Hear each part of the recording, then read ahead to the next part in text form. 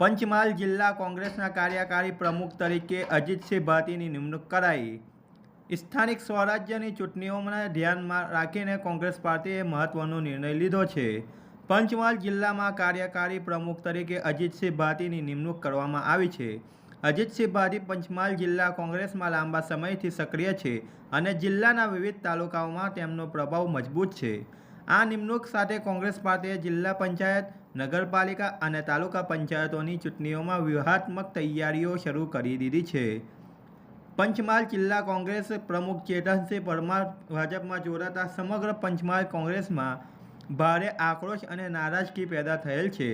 ભારે દુઃખ સાથે કોંગી આગેવાનોએ વિરોધ પ્રદર્શન કરી ગદ્દારો સાથે ભારે આક્રોશ વ્યક્ત કરેલ હતો। આજ રોજ પંચમહાલ જિલ્લાના પ્રમુખ અને હવે પૂર્વ પ્રમુખ ચેતનસિંહ લક્ષ્મણસિંહ પરમાર, જેમણે આજ રોજ ભારતીય જનતા પાર્ટી જોઈન કરી લેતા સમગ્ર પંચમહાલ જિલ્લામાં આ નિર્ણયથી ભારે આક્રોશ અને નારાજગી પેદા થઈ છે।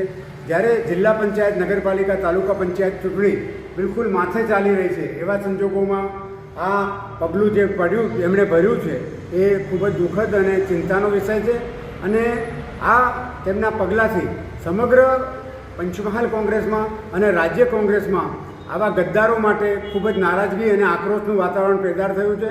કોંગ્રેસ લડશે, કોંગ્રેસ કોઈનાથી ડરતી નથી। કોંગ્રેસમાં જે જનાક્રોશ છે અને આવા લોકો જે ભારતીય જનતા પાર્ટી સાથે ભળીને પાર્ટીને નુકસાન કરે છે એની સામે હવે કોંગ્રેસ પણ સચેત અને જાગૃત થઈ કામ કરશે અને આવનાર સમયમાં પંચમહાલ જિલ્લા કોંગ્રેસ વધુ સક્રિય અને મજબૂત થઈને બહાર આવશે અને જે ચૂંટણીઓ યોજાઈ રહી છે, જ્યાં અમારા ઉમેદવારોએ ફોર્મ ભર્યા છે, એ તમામ જગાએ તમામ ઉમેદવારો જીતે અને એ ઉમેદવારો સ્પર્ધામાં રહે એ માટેના તમામ સઘળા પ્રયાસો પંચમહાલ જિલ્લા કોંગ્રેસ તરફથી રહેશે અને સમગ્ર ગુજરાત પ્રદેશ કોંગ્રેસના સૂચના પ્રમાણે આગળની રણનીતિ નક્કી કરી અને પંચમહાલને કોંગ્રેસ ફરી મજબૂત થાય એ માટેના અમારા સન્નિષ્ઠ પ્રયાસો રહેશે।